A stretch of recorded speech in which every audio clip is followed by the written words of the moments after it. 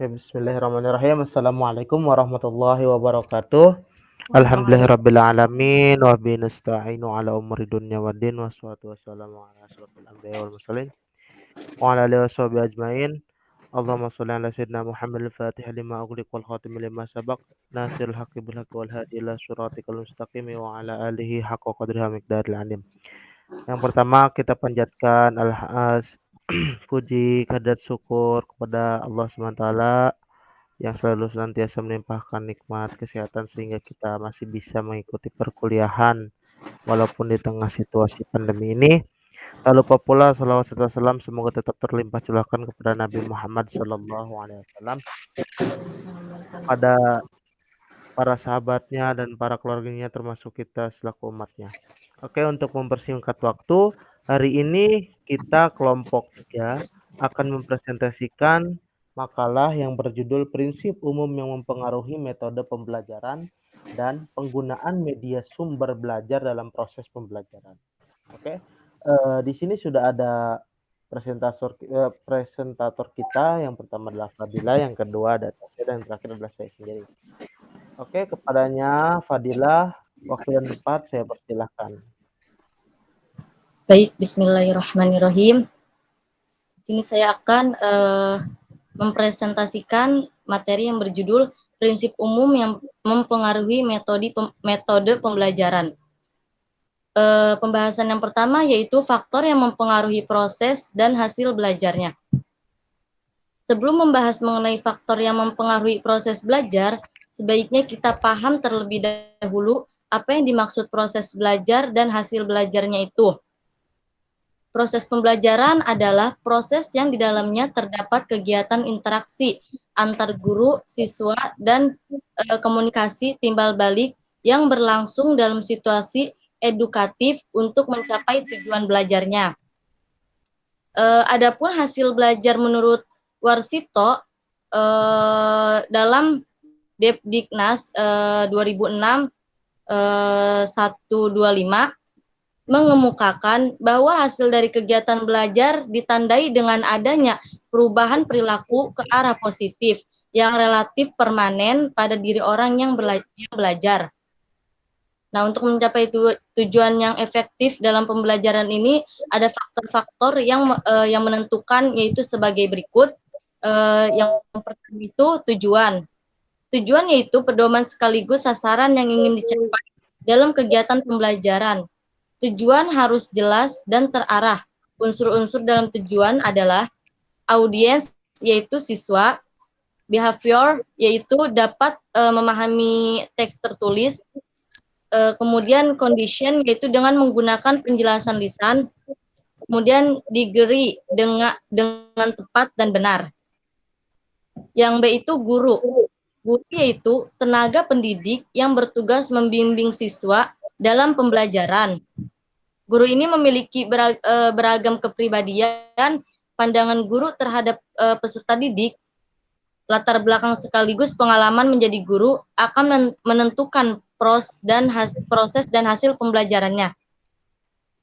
Kemudian peserta didik, yaitu ada 3 aspek dalam diri peserta didik yang dapat mempengaruhi proses dan hasil belajar, yaitu aspek biologis dan intelektual dan hasil pembelajaran. Kemudian kegiatan pembelajaran, terjadinya interaksi dan materi pembelajaran sebagai perantaranya, yaitu pemilihan pendekatan, strategi, metode, teknik, dan teknik menentukan keberhasilan proses dan hasil belajarnya. Disinilah guru dituntut cerdas dalam hal ini. Kemudian bahan dan alat-alat evaluasi harus valid dan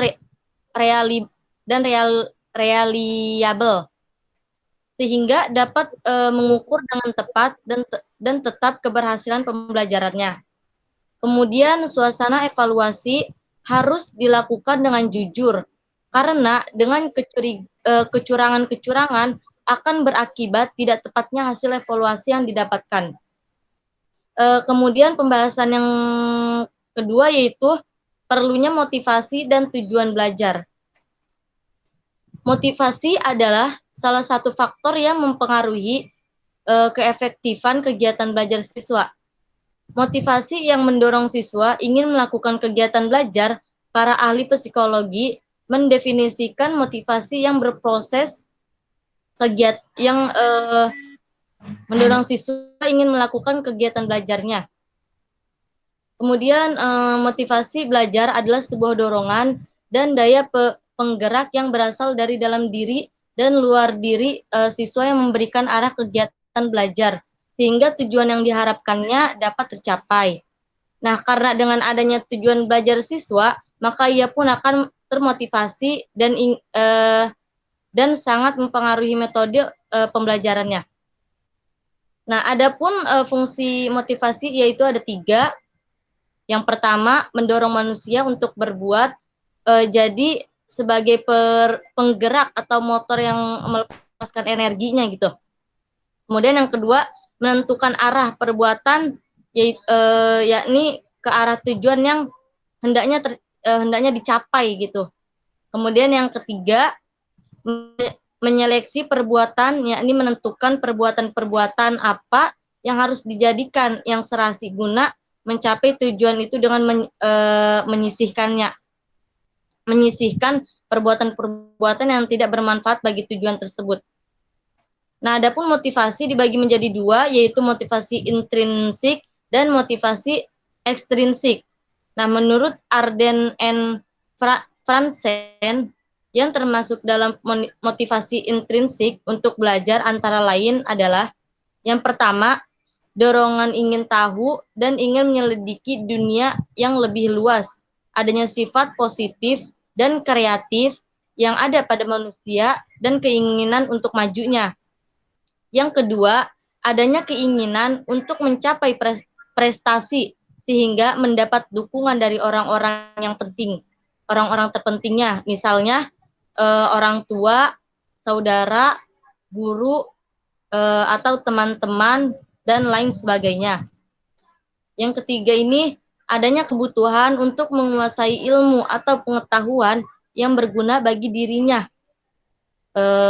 Singkatnya itu, motivasi intrinsik adalah semua faktor yang berasal dari dalam diri individu dan memberikan dorongan untuk melakukan sesuatu. Nah, sedangkan Sobri Sutikno berpendapat bahwa motivasi ekstrinsik adalah motivasi yang timbul akibat pengaruh dari luar individu, apakah karena ajaran, suruhan atau paksaan dari orang lain, sehingga dengan keadaan demikian seseorang mau melakukan sesuatu.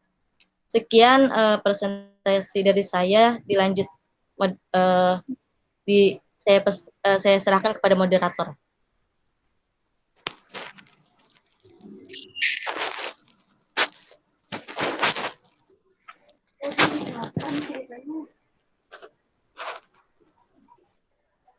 Suaranya belum dibuka. Mohon maaf suaranya. Oke, terima kasih kepada presentator pertama kita. Materinya cukup menarik, saya pikir di sini. Untuk menyambung materi dari presentator pertama, di sini presentator kedua kita sudah siap, yaitu Saudari Tasya Susanti. Waktu dan tempatnya saya persilahkan.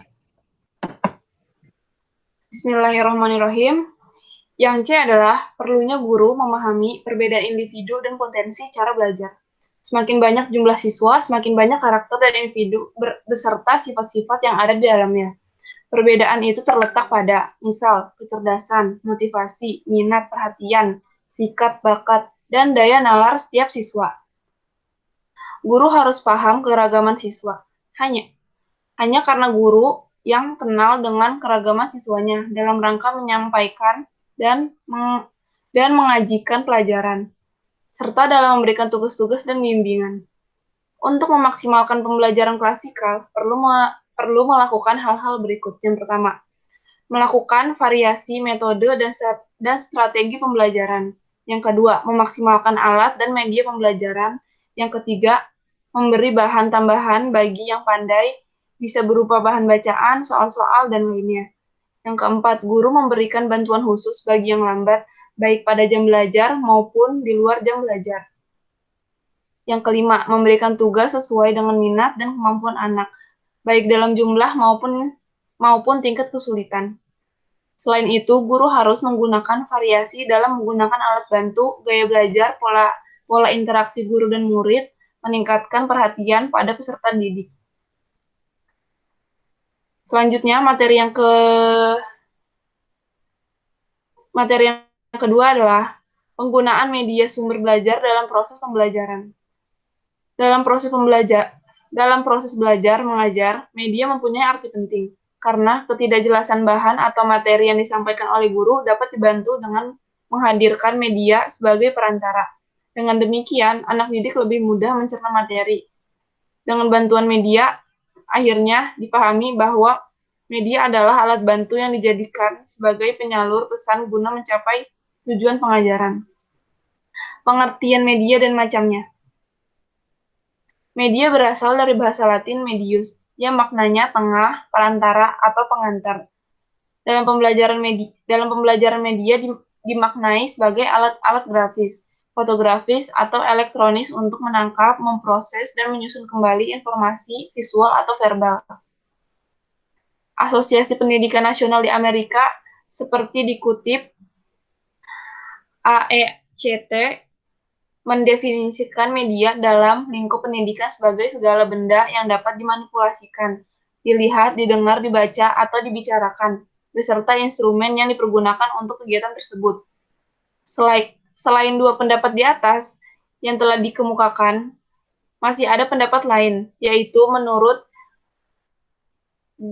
Gagne menyatakan bahwa media pendidikan adalah berbagai jenis komponen dalam lingkungan peserta didik yang dapat merangsang peserta didik untuk belajar. Briggs menyatakan bahwa media pembelajaran adalah saran untuk memberikan perangsang bagi peserta didik supaya proses belajar terjadi. Berdasarkan teori dan pengertian di atas, dapat disimpulkan bahwa media adalah perantara yang dapat dilihat dan didengar oleh peserta didik sebagai perangsang dalam membantu proses pembelajaran. Media pembelajaran banyak sekali macamnya. Pengklasifikasikan media berdasarkan ciri-ciri tertentu dikenal dengan taksonomi media. Menurut Baird, sebagian dikutip Sadiman dan kawan-kawan, media dapat digolongkan ke dalam 3 macam, yaitu media suara, media bentuk visual, dan media gerak.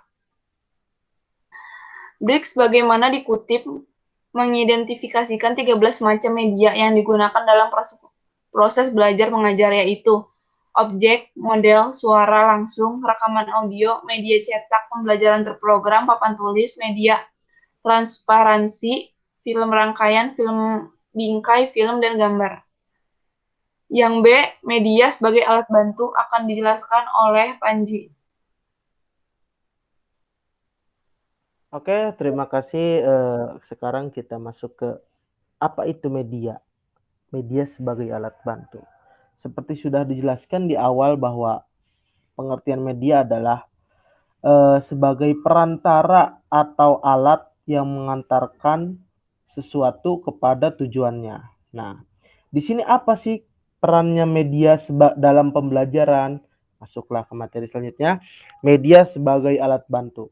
Media pendidikan sebagai sumber belajar ikut membantu untuk memperkaya wawasan anak didik. Aneka bentuk dan jenis berbagai media pendidikan yang dipergunakan oleh guru menjadi sumber ilmu pengetahuan bagi peserta didik. Dalam menerangkan suatu benda, guru dapat membawa bendanya secara langsung ke hadapan anak didik di kelas, ataupun dengan menghadirkan bendanya seiring dengan penjelasan mengenai benda itu. Maka benda itu dijadikan sebagai sumber pembelajaran. Seperti contohnya, si guru mau menjelaskan tentang mufrodat, tentang buah-buahan. Nah, si guru bisa saja membawakan buah-buahannya secara langsung ataupun ditampilkan menggunakan slide komputer ataupun yang lainnya seperti itu. Sebagai alat bantu, media mempunyai fungsi melicinkan jalan menuju tercapainya tujuan pengajaran. Kenapa bahasanya melicinkan? Ibaratnya seperti ini analoginya. Kita hendak pergi ke Surabaya. Ingin melakukan tujuan itu dengan cara cepat. Bagaimana? Apakah dengan memilih media kendaraannya yang cepat, ataukah dengan menempuh jarak yang tidak terjenggal-jenggal oleh pemberhentian atau yang lain, ibaratnya gitu. Memilih kendaraan yang cepat untuk menuju tujuan secara cepat. Oke, hal ini dilandasi dengan keyakinan bahwa proses belajar mengajar dengan bantuan media mempertinggi kegiatan belajar anak didik dalam tenggang waktu yang cukup lama. Jadi media itu bahasanya dapat mempersingkat mempersingkat waktu belajar mengajar yang relatif cukup lama. Dengan adanya media, kita tidak perlu repot-repot menghadirkan sesuatu yang akan kita bawakan. Misalnya, kita akan merangkan kebun binatang. Gak mungkin dong kita ya mungkin saja terjadi, tapi sangat membuang waktu dan masa yang cukup lama untuk mengunjungi marga satwa atau kebun binatang yang lainnya. Hal ini berarti kegiatan belajar anak didik dengan bantuan media akan menghasilkan proses dan hasil belajar yang lebih baik daripada tanpa bantuan media. Nah, itulah fungsinya media sebagai alat bantu. Tapi ada plus minusnya tetap dalam media. Namun, media sebagai sumber belajar juga berfungsi untuk mengatasi keterbatasan pengalaman yang dimiliki oleh para siswa. Pengalaman tiap siswa berbeda-beda tergantung dari faktor-faktor yang menentukan kekayaan pengalaman si anak tersebut, si peserta didik. Karena ya pengalaman hidup setiap orang itu berbeda-beda. Misalnya ada peserta didik yang misalnya umur 3 tahun belum bisa baca, ada yang sudah bisa baca, ataupun ada yang sudah mengerti warna, ada yang belum mengerti warna, misalnya seperti itu. Oke. Pengalaman tiap siswa berbeda-beda tergantung dari faktor yang menentukan kekayaan pengalaman anak, seperti ketersediaan buku, kesempatan berwisata, dan lain sebagainya. Hal tersebut bisa diatasi dengan media pembelajaran. Saat ini dewasa ini perangkat teknologi sudah ada di mana-mana. Pertumbuhan dan perkembangannya pun hampir tak terkendali. Jadi teknologi pada zaman sekarang itu sangat dinamis. Bayangkan saja teman-teman, dalam 1 minggu saja yang teman-teman gunakan yang kita kenal dengan gadget, hampir setiap bulan pasti ada varian barunya. Begitu sangat dinamis teknologi saat ini. Yang akhirnya kita tidak mampu membendung perkembangan teknologi tersebut sehingga wabahnya pun menyusup ke dalam dunia pendidikan. Di sekolah-sekolah kini khususnya di kota-kota besar, teknologi dalam berbagai bentuk dan jenisnya sudah dipergunakan untuk mencapai tujuan. Guru yang pandai menggunakan media adalah guru yang bisa memanipulasi media sebagai sumber belajar dan sebagai penyalur informasi dari bahan yang disampaikan kepada anak didik dalam proses belajar mengajar. Nah, contohnya seperti kita saat ini pada saat pandemi, tentu kita tidak bisa bertemu secara langsung tatap muka di kelas. Akhirnya kita menggunakan strategi pembelajaran lewat online, baik itu dari platform Zoom, Google Meet, atau sekarang kita belajar lewat YouTube. Nah, sekarang bagaimana sih cara memilih media yang tepat untuk pembelajaran? Yang pertama, ada kriterianya. 1. Objektivitas. Kita sebagai guru tidak semerta-merta bisa memilih media atas kehendak atau kesenangan pribadi. Tetapi kita harus mengukur bahwa si murid itu bakal ada enggak media seperti ini, bakal mudah menerima enggak. Nah, berdasarkan hasil penelitian atau percobaan, suatu media pengajaran menunjukkan keefektifan dan keefisiensian yang tinggi, maka guru jangan merasa bosan menggunakannya. Jangan sekali-kali kita ya istilahnya ada media yang sudah cocok antara kita dengan murid, lalu kita ingin menggantinya secara sepihak karena alasan kita bosan. Padahal kenyamanan dengan para peserta didik sudah menjadi nomor 1, hal yang mutlak gitu. Ataupun kita yang bisa mengganti tapi dengan kesetujuan peserta didik, misalnya dalam pertemuan selanjutnya ayo kita menggunakan media baru, media begini. Nah, nanti kan ada responnya bagaimana peserta didik tersebut. Wah Bu, Pak, saya nggak bisa, saya nggak paham. Misalnya, oke, kata kita selaku guru, dicoba dulu. Oke, beberapa pertemuan, entah 2 pertemuan atau 3 pertemuan dicoba, tetapi respon dari peserta didik masih tidak menyanggupi untuk menggunakan media yang baru. Maka kita mau tidak mau harus menyesuaikan. Nah, yang kedua, program pengajaran Program pengajaran yang disampaikan kepada peserta didik harus sesuai dengan kurikulum yang berlaku, baik isinya, strukturnya, maupun kedalamannya. Terus ketiga yang harus diperhatikan ketika memilih media itu adalah sasaran program. Sasaran program yang dimaksud adalah anak didik yang akan menerima informasi pengajaran melalui media pengajaran. Nah, misalnya kita nih, anak didiknya itu TK atau PAUD, nah PAUD atau Rodotul Atfal lah. Kita memaksa menggunakan teknologi Infokus atau teknologi gadget atau dengan Zoom, tentu itu tidak akan relevan dengan anak-anak yang seumuran seperti itu. Usia segitu ya misalnya bisa menggunakan teknologi video conference tapi didampingi dengan ibunya. Ibunya cukup menyetelkan sambil mengawasi. Ataupun ya strategi dalam pandemi ini ya mungkin untuk sekelas anak PAUD yang masih lingkup desa atau lingkup satu kelurahan mungkin dikumpulkan tetap tapi dengan ada penutupnya gitu, tetap harus disesuaikan. Ketika kita mengajar anak SD, SMP, dan SMA harus beda medianya karena berbeda sasarannya. Yang keempat ada situasi dan kondisi nih. Apa sih yang dimaksud situasi dan kondisi? Situasi dan kondisi sekolah yang pertama. Yang kedua adalah situasi serta kondisi anak didik yang akan mempelajari mengenai jumlahnya, motivasinya, dan kegairahannya. Yang pertama, situasi dan kondisi sekolah. Kita harus mempertimbangkan. Misalnya, lagi-lagi kita berkaca kepada pandemi ini. Kita memaksakan untuk mengajar dengan menggunakan teknologi video conference di daerah terpencil.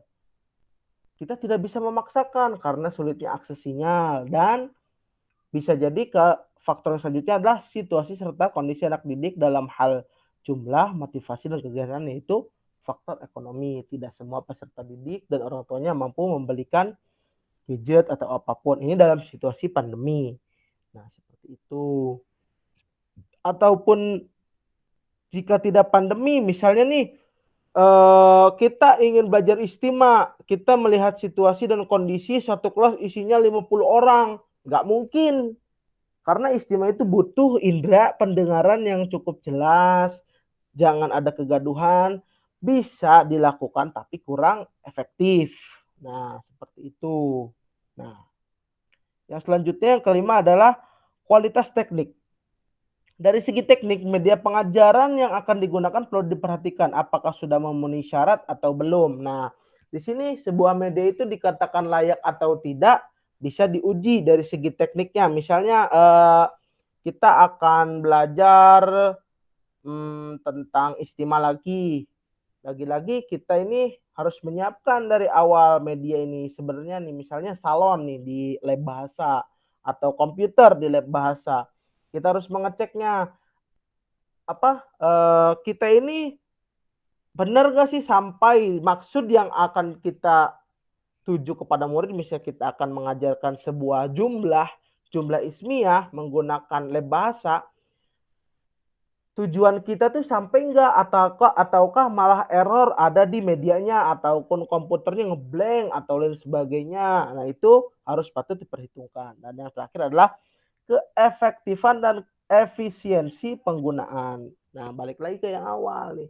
Ketika kita menggunakan media tuh, apakah media ini sudah efektif dengan tujuan pelajaran kita dan anak didik kita? Apakah sudah efisien? Nah, itu harus dipikirkan. Karena media sekali lagi di atas adalah salah satu yang membantu siswa untuk cepat atau mudah mempelajari pelajaran. Nah, kita masuk ke materi selanjutnya adalah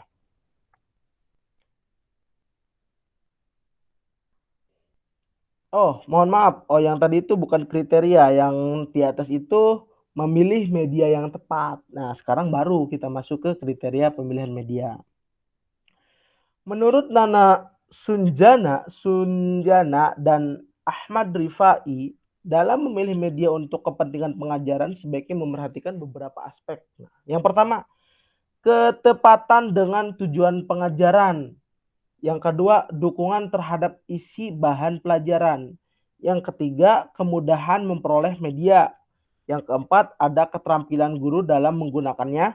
Yang kelima, tersedianya waktu untuk menggunakannya. Yang keenam, sesuai dengan taraf berpikir siswa. Yang pertama, ketepatan dan tujuan pengajaran. Kenapa memilih ketepatan dan tujuan pengajaran? Ya, seperti misalnya kita akan mengajarkan sebuah materi yang fahmul makro atau fahmul masmu. Nah, mendengar itu harus menggunakan audio. Kita tetap memaksa dengan tulisan. Itu namanya tidak ada hubungannya, tidak bisa berkorelasi. Nah, yang kedua, dukungan terhadap isi pembelajaran. Isi dengan media itu harus terhubung, harus sama-sama. Ketika istima, ya radio. Ketika istima, ya audio. Ketika istima, ya MP3. Maka itu adanya korelasi. Yang ketiga, kemudahan memperoleh media. Nah, kita pun selaku guru jangan memaksakan untuk menggunakan media yang sulit. Kita pun harus mempertimbangkan kesiapan kita untuk menggunakan media tersebut. Nah, kita beranjak ke yang selanjutnya, keterampilan guru untuk menggunakannya. Nah, di sini guru harus terampil, harus mahir dalam menggunakan media tersebut. Contohnya menggunakan komputer atau menggunakan MP3. Di situ kita jangan terlihat gugup atau ragu sehingga menimbulkan masalah baru, terjedanya waktu untuk belajar mengajar atau terpangkasnya waktu belajar mengajar. Nah, yang selanjutnya, tersedianya waktu untuk menggunakannya. Dalam pembelajaran pasti ada waktu, estimasi waktu. Misalnya dalam perkuliahan ada satu SKS-nya berapa menit, 50 menit. Nih, kira-kira dengan menggunakan media ini yang kita pilih, itu cukup nggak waktunya? Estimasinya kira-kira, nah kita itu harus sebelum menggunakannya di sekolah, kita harus mencobanya sendiri dulu di rumah selaku guru. Nah, seperti itu, supaya tidak memakan waktu pelajaran, jam pelajaran lain, dan kita pun apa yang akan kita berikan kepada peserta didik sesuai dengan sasarannya, sesuai dengan tujuan kita dengan media tersebut. Yang terakhir ada sesuai dengan taraf berpikir siswa, seperti itu. Jadi seperti tadi ketika kita ingin menggunakan media audio, media berupa, misalnya kita akan mengajarkan tentang isim kepada anak-anak atau sekitaran MI, berbeda dengan kita mengajarkan isim kepada anak-anak SMA gitu atau yang umurannya di atas. Ketika kita mengajarkan kepada anak MI, kita bisa menggunakan dengan media styrofoam, ditempel-tempel dengan menggunakan bentuk-bentuk sesuai dengan kalimat isimnya. Berbeda dengan yang di SMA, kita bisa menggunakan dengan teknologi hologram yang lebih canggih ataupun teknologi dari infocus. Nah, seperti itu teman-teman. Oke, itu sekian materi dari kelompok kami. Kesimpulannya, proses belajar merupakan suatu kegiatan yang ada di dalam terdapat interaksi antara guru yang merupakan orang yang kemudian memberikan pembelajaran kepada siswa atau peserta didik, atau orang yang menerima pembelajaran yang bertujuan untuk mencapai tujuan yang telah ditentukan. Adapun hasil pembelajaran adalah tujuan akhir dari proses pembelajaran yang diharapkan berorientasi positif kepada anak didik. Hasil belajar ditentukan oleh proses belajar karena proses tidak mengkhianati hasil. Tidak diragukan lagi, kita semua dapat sepakat bahwa media itu perlu dalam pembelajaran. Kalau sampai hari ini masih ada yang belum menggunakan media, itu hanya perlu sedikit perubahan sikap. Dalam memilih media, perlu disesuaikan dengan kebutuhan, situasi, dan kondisi masing-masing. Kelancaran dan keefektivitasan belajar antara lain didukung oleh kehadiran alat bantu media, sumber belajar atau sumber belajar yang tersedia. Ketersediaan alat bantu atau media atau sumber belajar memungkinkan siswa dapat belajar lebih baik, lebih intensif, lebih banyak potensi yang dapat dikembangkan. Jadi tidak statis atau tidak stagnan di itu-itu saja. Oleh karena itu, alat bantu media atau sumber belajar perlu dihadirkan dengan tepat dan efisien. Oke. itulah materi dari makalah kami yang berjudul tentang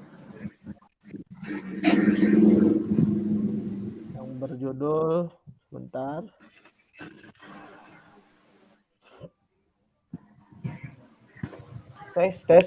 Tes, suara saya terdengar? Ya. Ya. Oke, itu sekian dari makalah kita yang berjudul prinsip umum yang mempengaruhi metode pembelajaran dan penggunaan media sumber belajar dalam proses pembelajaran. Oke. Sekian dari kelompok 3. Terima kasih atas partisipasinya. Jangan lupa like, komen, dan subscribe. Yang mau pertanyaan bisa tulis di kolom komentar. Oke, sekian dari kelompok kami. Mohon maaf bila banyak kata-kata yang salah atau pembahasan-pembahasannya yang kurang menarik atau tidak adanya kenyambungan dalam pembahasan ini. Kami mohon arahannya karena kita sama-sama lagi belajar. Pada para siswa selaku pengampu mata kuliah strategi pembelajaran bahasa Arab, kami mohon arahannya, mohon bimbingannya. Sekian dari kelompok kami. Wassalamualaikum warahmatullahi wabarakatuh. Waalaikumsalam warahmatullahi wabarakatuh.